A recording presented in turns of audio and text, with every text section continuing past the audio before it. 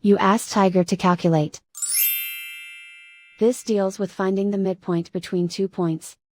The midpoint between the 2 points is 4, -15. Let's solve it step by step. Plot the 2 points and calculate the midpoint using the formula. The coordinates of point 1 are, x1 equals 14, y1 equals -10. The coordinates of point 2 are, x2 equals -6, y2 equals -20.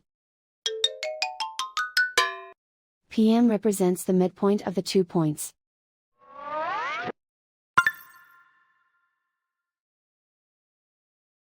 Use the x values in the midpoint formula to find the midpoints x.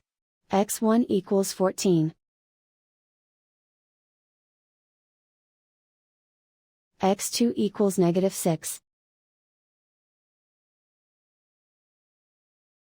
Simplify the arithmetic.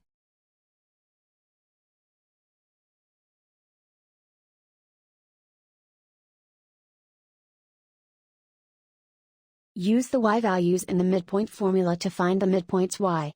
y1 equals -10. y2 equals -20. Simplify the arithmetic.